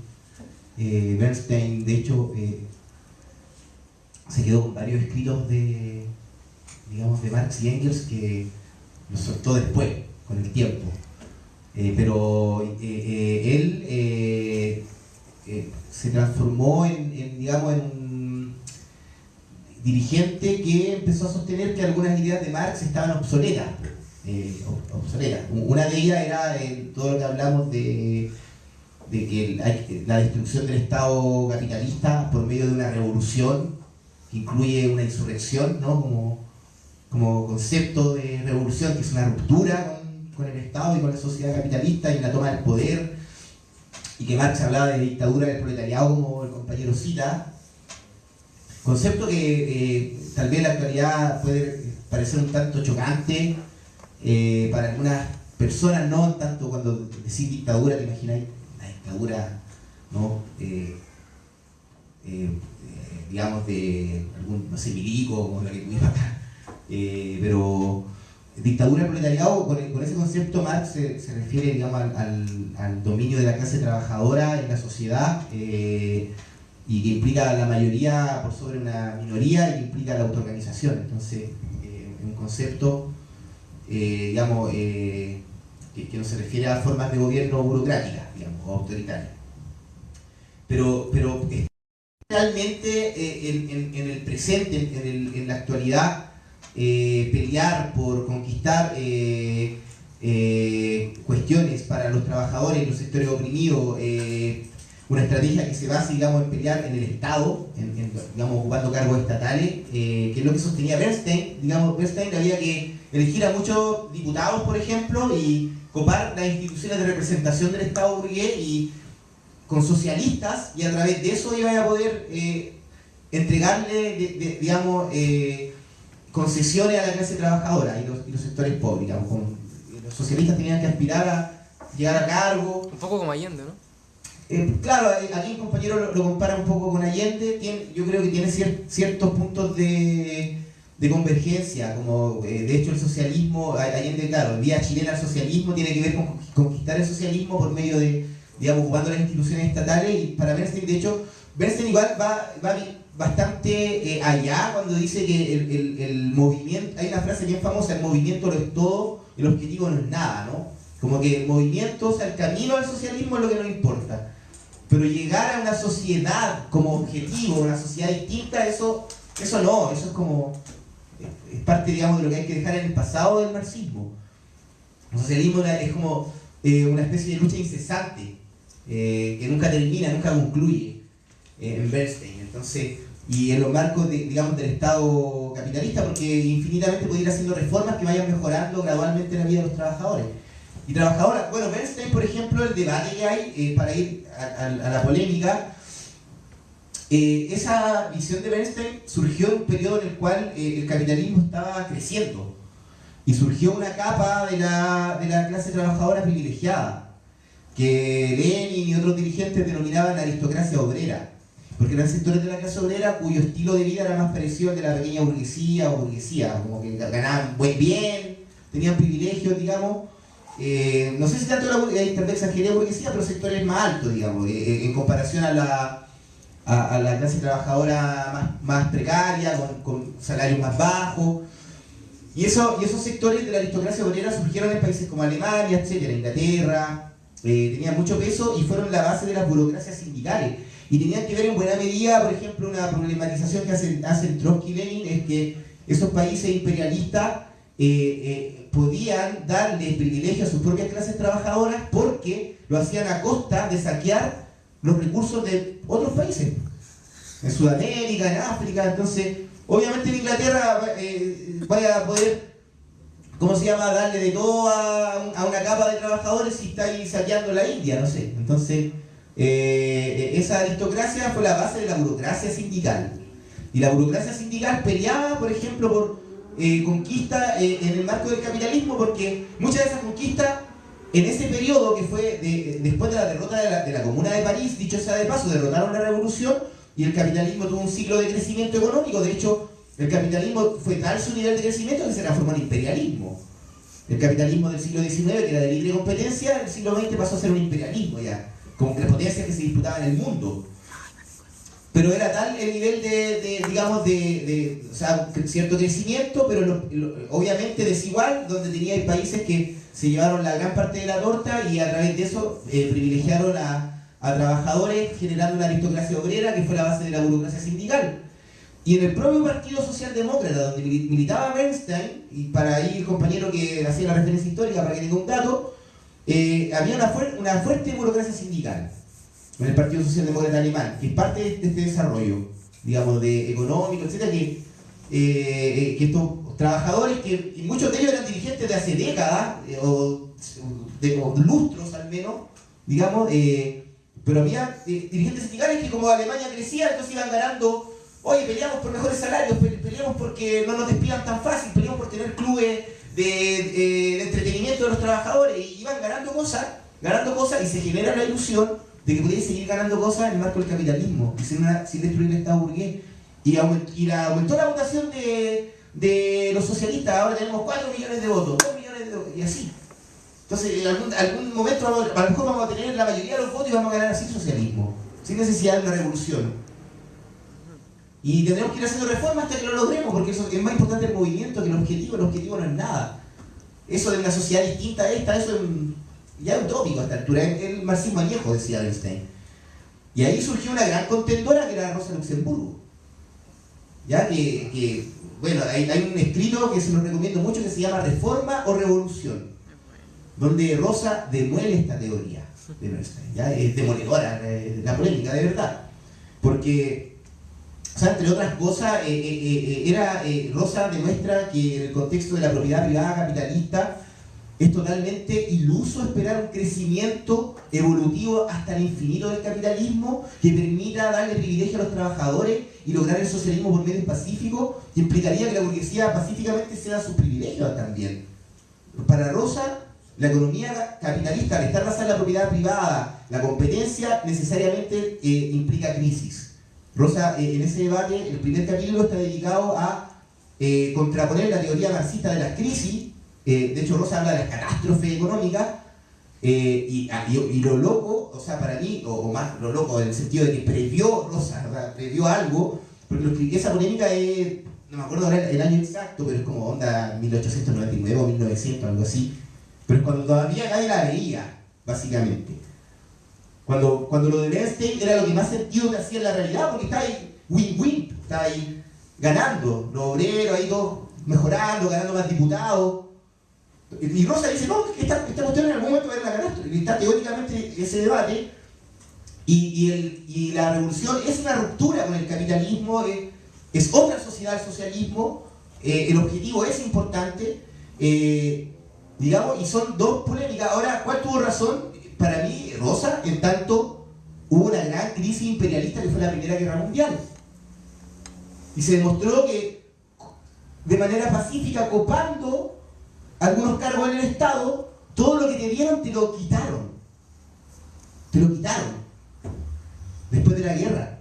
Entonces los obreros alemanes pasaron hambre en la década de 1920. Que tenían, incluyendo los obreros socialdemócratas, que tenían muchos de ellos ilusiones en esta estrategia. Que incluso llegan al poder, se forma un gobierno socialdemócrata, en el 19 una revolución. Un gobierno que quiso aplicar en buena medida la receta bernsteiniana, que había asumido ya la tesis de la vía pacífica al socialismo ocupando los cargos del Estado, pero la guerra imperialista, donde Alemania resulta derrotada, significó para la clase trabajadora niveles de penuria brutales, que están descritos en distintos tipos de literatura, incluyendo filosofía. Benjamin, que me encanta, habla de la inflación en los años 20 y es brutal. La desesperación de la clase trabajadora. Entonces, el capitalismo necesariamente tiene crisis. Esa es una discusión con el compañero ahí que ponía lo de Bernstein. Y si tiene crisis, lo que conquistaste hoy día te lo pueden arrebatar mañana. Porque a la clase capitalista no le importa darle privilegios permanentes a los trabajadores. Son solamente para tenernos ahí quietos un rato. Pero si el día de mañana hay una crisis económica, no van a suprimir sus propios privilegios. Lo que van a suprimir son las conquistas que han tenido los trabajadores. Entonces, por ese lado, no podemos tener confianza en una mejora infinita a los marcos del capitalismo. Y significa eso que no hay que ocupar tácticamente espacios que le da el Estado capitalista burgués. No, nosotros lo ocupamos. Rosa Luxemburgo, que polemizaba con Bernstein, decía, sí, podemos presentar candidaturas, por ejemplo, pero tener diputados, pero eso tiene que estar al servicio de desarrollar la lucha de clase extraparlamentaria, que es la única garantía de triunfar y que la clase obrera llegue al poder, es la única garantía de que sus intereses van a ser resguardados. Porque si está la clase capitalista en el poder y controla las palancas del Estado, como ocurre hoy en día, y que incluso, ojo, la experiencia histórica de la Unidad Popular, por lo que acá el compañero agregaba la comparación con Allende, donde tenía incluso partidos de composición obrera, como lo era el Partido Comunista o el Partido Socialista en el gobierno, y que hablaban de socialismo con una estrategia de vía pacífica, lo que nosotros no estamos de acuerdo. Pero incluso en esa situación la burguesía controlaba el Estado, porque existían instituciones que garantizaban eso en el propio aparato estatal, empezando por las Fuerzas Armadas, todos los altos mandos que conspiran para hacer el golpe de Estado, o todos estos tribunales constitucionales, etcétera, que todo lo que declaraba el mismo Congreso en un momento empieza a declarar ilegales las expropiaciones de la UP, etcétera. O sea, esa maquinaria, incluso en el momento donde más presencia tuvo de partido reformista, con composición obrera en aquel momento, incluso en ese momento esa maquinaria terminó declarando ilegales las expropiaciones de Allende, pasaron los milicos, que son del Estado, recordar eso, los milicos y la policía son parte del Estado. Bueno, esos milicos y ese Estado, que el compañero dice que se podría ocupar al servicio de la clase trabajadora, cuando hubo acá un proceso revolucionario, una revolución en Chile, fueron a desalojar las fábricas, por ejemplo, donde se organizaban los trabajadores. Entonces, ¿de qué manera me pueden convencer que el Estado es lo que va a garantizar la construcción del socialismo? Si el Estado en un momento más crítico actuó reprimiendo a la clase trabajadora,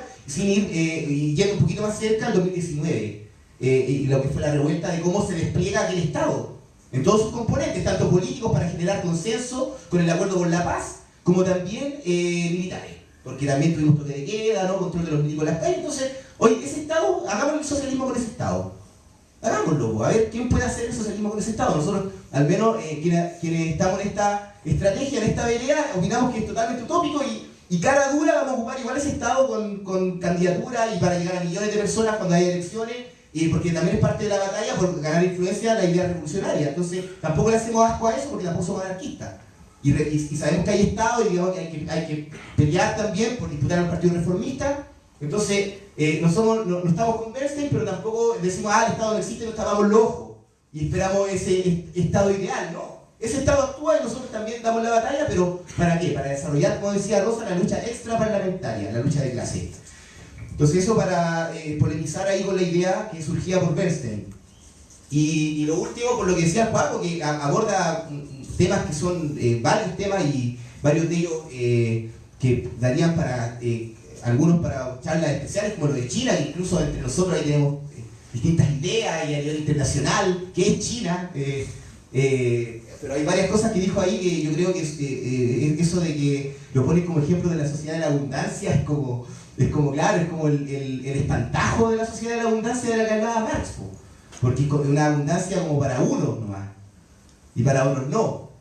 Pero por otro lado, claro, es indudable que hay la productividad del trabajo en China ha crecido, o sea, eso es cierto, o sea, los tipos están con, no sé, proyectos de desarrollo tecnológico, etcétera. Ahora, es verdad lo que dice el Juaco, que para nosotros el criterio de... O sea, Trotsky tenía una polémica muy dura, que era cuando los estalinistas te empezaban a llenar de datos económicos. Mira, si acá crecimos, no sé, un 10%, acá un 8%, y crecimos. Y Trotsky, bueno, en la revolución tradicional también hay debates así. Ya, pero hay trabajadores que trabajaron 360 días al año. Y para lograr eso. Y el estajanovismo que nombró el Juaco, que era como que es como trabajo de estajo, si te pagan por matarte trabajando y te dan premios, y te dan honores, te reconocen.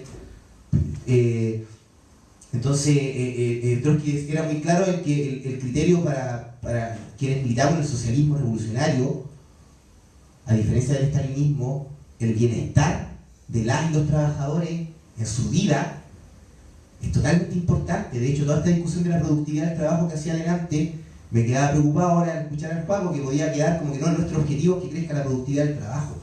Pero eso sería un fetiche economicista, porque la productividad del trabajo nos interesa en tanto hace más rica la vida humana, en el sentido que tienen más medios para consumir, digamos, y no es un consumo en el sentido como el capitalismo te lo propicia, porque que el consumo se realice de esa manera como media, así como destructiva incluso a veces, que pasa en el capitalismo, ¿no? Eso de querer comer así chocolate al infinito, no sé, esos ejemplos que pone el Paco, y puede haber otros más, o querer así andar tapizado de marca, no sé, bueno, igual algunos se tapizan, pero, en fin,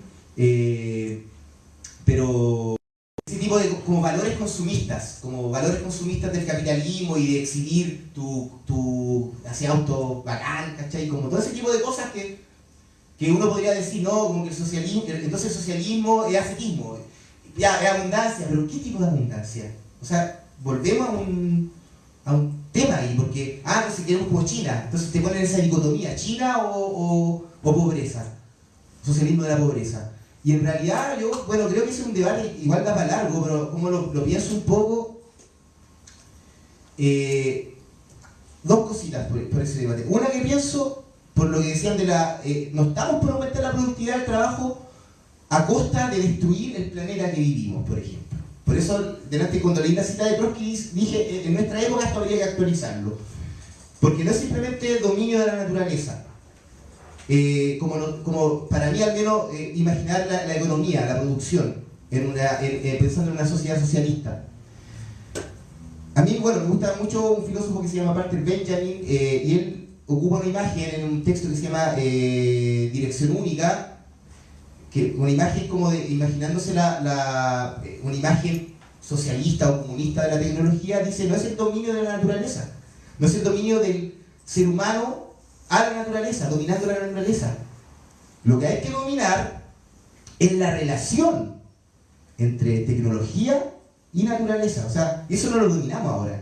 Porque como está en manos de capitalistas privados, te pueden inventar, no sé, un aparato tecnológico que no sabéis cómo, o un descubrimiento científico se termina poniendo al servicio, no sé, lo que es la energía atómica, por ejemplo, como se termina utilizando para fines bélicos, por ejemplo. Es un caso muy evidente, que tú podías tener una conquista, podías aumentar la productividad de alguna manera, pero el tema es cómo tú controláis que eso no afecte la relación del ser humano y la naturaleza, porque somos parte de una totalidad. De hecho, hay escritos de Marx donde se refiere a la naturaleza como parte de la organicidad del ser humano, no está separado, como que nosotros nos separamos porque tenemos un cuerpo en movimiento, pero todos los procesos que vive nuestro cuerpo están totalmente interconectados con el aire, qué sé yo, agua, procesos de la naturaleza de todo tipo, químicos, físicos. Entonces somos parte de lo mismo. Entonces no es un dominio como unilateral del ser humano, ya produzcamos y hagamos todo mierda y no importa nada. No es eso, sino cómo producimos planificadamente. Por eso la planificación socialista y democráticamente. Entonces cuando hablamos de abundancia, no hay que entenderlo en el sentido como en China, porque produzcamos y hagamos de todo y hay lugares, ciudades totalmente contaminadas, pueblos donde no hay luz porque todo es edificio en altura y cosas por el estilo, sino que tiene que ver con planificar la economía. De hecho, hay imágenes que a mí me encantan, no sé, Engels, algunas están en el anti-Düring, por ejemplo, eliminar la contradicción ciudad-campo, porque ahora en nuestra mente ciudad es una cosa, campo es otra, ¿no? O ciudad, lo rural, lo urbano, pero eso también tiene que ver con cómo se ha desarrollado el capitalismo. O sea, si controláramos la economía y la producción, ¿por qué tendría que haber tal separación tan brutal que a veces genera también efectos nefastos ecológicos o de formas de vivir, donde hay acá, no sé, hay comunas en Santiago donde no hay nada nada verde, no hay ni siquiera un poco de pasto, y entonces está, o sea, que incluso en tu ámbito cotidiano de la planificación capitalista, que por ejemplo en el caso de Santiago es cómo se construye la vivienda, ¿no? La propiedad privada del suelo, los proyectos inmobiliarios. Entonces yo creo que acá la mayoría seguramente no debe tener casa propia y debe ser arrendatario. Hasta en ese tipo de cosas el capitalismo en tu cotidianidad también te condena a esa especie de, digamos, de situación donde uno tiene que luchar por la existencia individual. Entonces abundancia implicaría, por ejemplo, planificar incluso, tendría que ver con planificar la economía de tal manera que las condiciones de vida cotidiana también sean mejores, más gratas. Algo muy humilde por lo demás. De hecho, Trotsky dice esto es muy humilde, dice como que el socialismo siempre lo pinta como un gran objetivo, pero en realidad es querer vivir un poco mejor la vida, el socialismo. Entonces, en comparación a la vida que nos da el capitalismo, llena de incertidumbres, qué sé yo, que cualquier situación, escenario te puede condenar, no sé, a no tener para comer, etc. Entonces, en el fondo es querer, con lo que tenemos, hacer algo un poco mejor, a nivel de humanidad, digamos, hablando de humanidad. Ahora, como sabemos que los burgueses nos van a decir, ahí tienen, hagan una mejor sociedad, hay que hacer una revolución, y militar, para nosotros, al menos. Más intervenciones, compañeros, compañeras. Ya. ¿Te paso el micrófono? Para que se pueda escuchar aquí en la transmisión.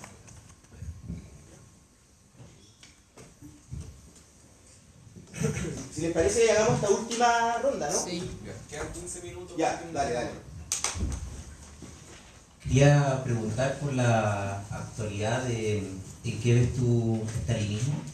O sea, está el estalinismo explícito del CAP, pero fuera de eso, donde tú lo ves, porque justamente la idea es que fuera también actual, no solamente el debate Trotsky-Stalin como una cosa histórica. Eso. Claro. ¿Alguien más? Para allá.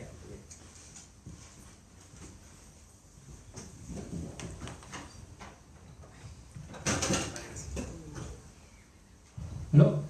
Sí, quería hacer una pregunta más o menos en el mismo sentido que el compañero, que cuál es la actualidad de los debates estalinistas con el trotskismo. Por ejemplo, yo he escuchado o he leído en algunas páginas que la visión estalinista, por ejemplo, para los países de Latinoamérica, es que es un capitalismo muy atrasado, casi feudal, entonces hay que esperar a que se desarrolle, y básicamente la estrategia de ellos, o al menos su comportamiento, ya sea en las elecciones o en el ámbito nacional, no se diferencia mucho de lo que es actualmente la socialdemocracia o partidos que se han vuelto abiertamente neoliberales.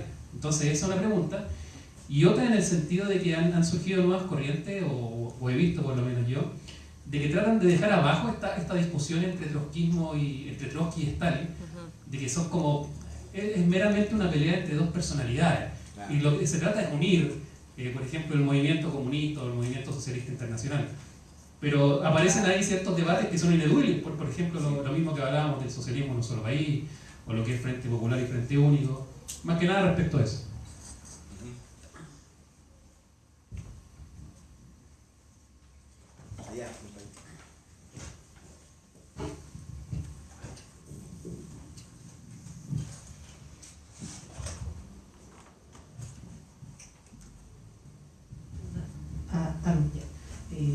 Más que nada que quería mencionar sobre el tema de ir conquistando cosas en el socialismo en base al Estado, que Marx en parte ya mencionó esto en el mismo manifiesto.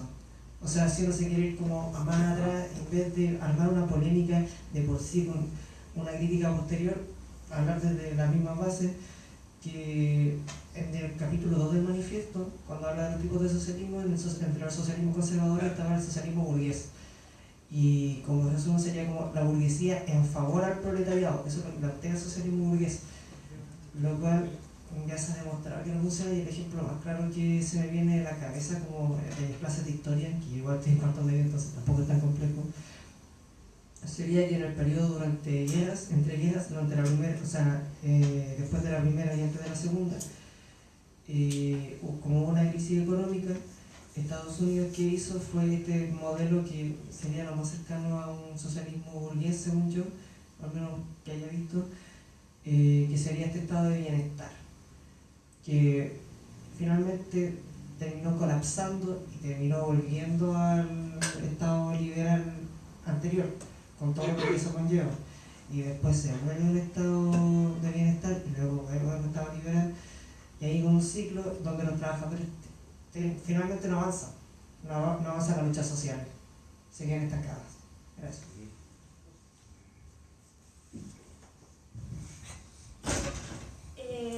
Bueno, solo modo de comentario, me llamó bastante la atención el hecho de que mencionaba que desde la tradición estalinista se tiene muy en cuenta el tema de los datos, sobre todo los temas como de las ganancias económicas, etc.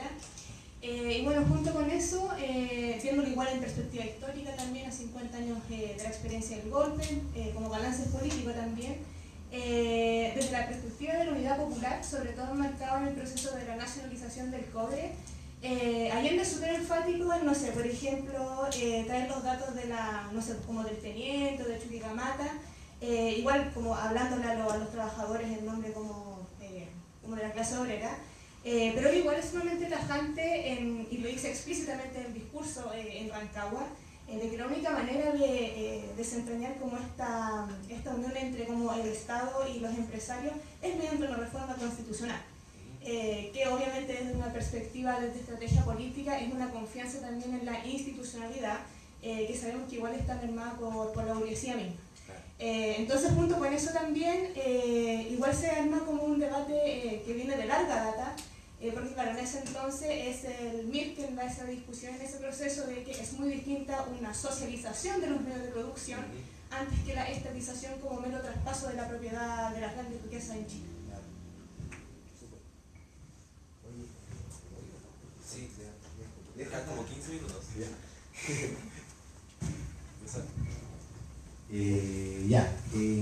Oye, no, está bueno, están complejas las discusiones.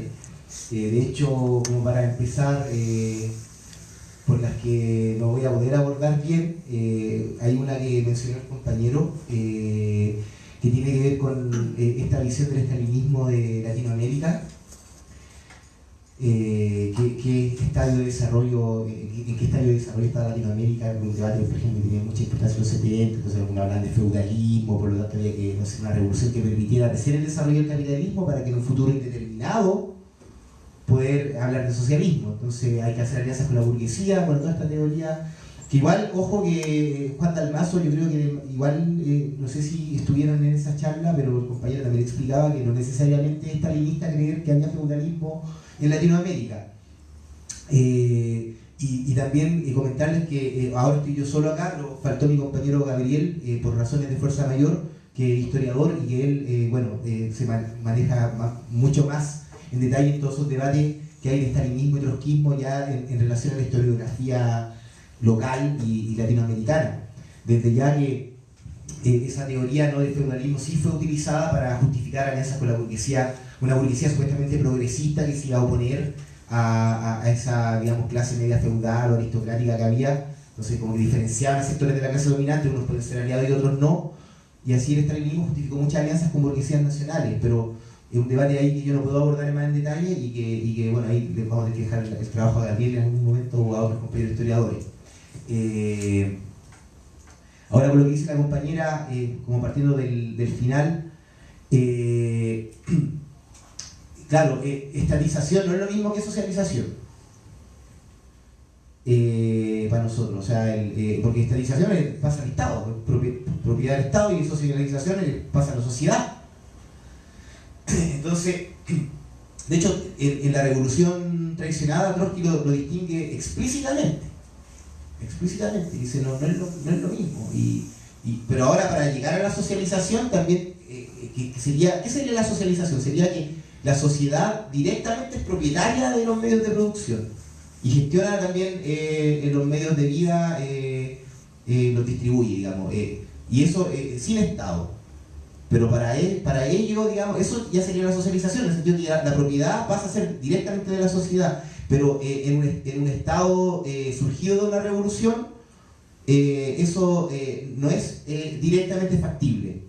O sea, tú pasas a ser propiedad del Estado, por ejemplo, de la clase trabajadora, pero no es lo mismo que socialización. De hecho, Trotsky como que es muy enfático porque quiere mostrar que incluso habiendo soviet, y los soviets, o sea, soviet en el sentido de delegados revocables, autoorganización desde la base, como Estado, digamos, los soviets como el Estado, incluso en ese caso, Estado también es incompatible con socialismo. Es muy enfático en ese desarrollo, porque quiere desmantelar la idea de que el Estado y el socialismo como que juegan para el mismo lado. O sea, el Estado es necesario para la clase trabajadora en la revolución, estatizar y que sea propiedad del Estado, de la clase trabajadora, los medios de producción también.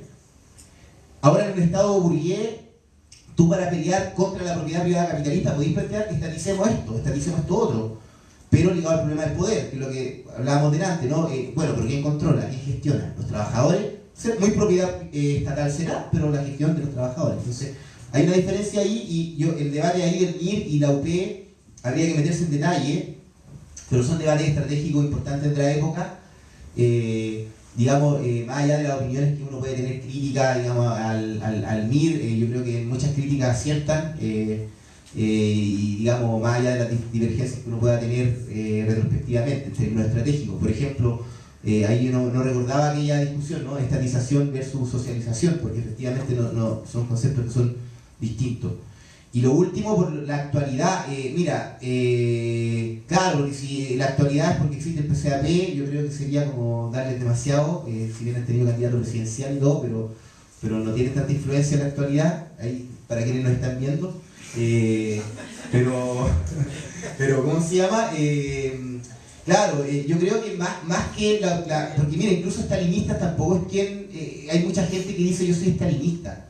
Yo al menos no sé, salvo que en la universidad hayan cambiado cosas, en mis tiempos no creo que había uno en el PEDA. Ahora como lo que dicen es como, no soy estalinista, soy marxista-leninista. Ya, ahora acá el compañero dice, la manera nueva de decir soy estalinista es decir, no soy estalinista, soy marxista-leninista. Claro, pero no trotskista. Pero no trotskista. Claro, a ver, pero hay varias cosas yo creo que juegan para pensar la actualidad del debate, que es el tema. Una, la propia URSS en algún momento declaró oficialmente su desestalinización. Si mal no recuerdo, en el 53. Como 56. No, ahí fue la revolución húngara. El 53 parece que fue. Con Nikita Khrushchev, ¿no? Sí, ya. Entonces, como que en un momento pasó a ser impopular ser estalinista en los propios PC, en los propios partidos comunistas. Ahora, ¿cuánto modificaron estructuralmente su estrategia? Es otro debate. O O sea, aunque no se referencien en Stalin, pero siguen haciendo lo mismo. O sea, frentes populares. Por ejemplo, los frentes populares, donde Stalin sí cumplió un papel que se diseña en los años 30 como estrategia internacional, que implicaba alianzas con partidos burgueses locales, como acá se dio con el Partido Radical, los 30, ¿no? Después la UP en buena medida tuvo características de frente populares, tanto había también expresiones burguesas, si bien con menos peso que el Partido Radical de los 30, como parte de la coalición digamos, de la UP. Entonces, y el PC impulsaba eso y sostenía tesis muy parecidas a cuando se declaraban estalinistas abiertamente. Dejaron de hacerlo, pero muchos de sus conceptos eran de aquella tradición. Entonces, por otro lado también, nosotros, bueno, hay distintos análisis en el propio trotskismo, pero nosotros, al menos hablando ya de esto más como a nivel, digamos, de la FT, de nuestra corriente internacional, de cómo nosotros nos vemos que hay como una única estrategia estalinista, que es como una especie de titiritero internacional que mueve los hilos en todo el mundo, porque también en las realidades nacionales surgieron variantes específicas de estalinismo, que no se llamaban estalinistas, de hecho, que son variantes estratégicas que tienen conceptos que son esencialmente iguales, pero con elementos estratégicos que varían. Por ejemplo, pensemos en el Partido Comunista Chino, que tuvo un devenir muy distinto al Partido Comunista de la Unión Soviética. El Partido Comunista Chino sufre una derrota en el 27, se da todo brutal, o sea, detenciones, muertos, después de una revolución que fue muy aislada, que el propio PC, ahí la discusión que hace Trotsky, que se pegaron como una especie de ultrea, como que no estaban las condiciones todavía a nivel de toda China, y los tipos que nos tomaron el poder y los reventaron en Cantón, el 27, y después de eso se van al campo, y después ahí es cuando Mao gana influencia y desarrolla toda una estrategia en el campo, y de hecho cambian el sujeto, porque la clase obrera estaba tan derrotada en China que ya dejó de ser, para los propios militantes del PC, veían más activos a los campesinos cuando se tomaban las tierras de los terratenientes, etc.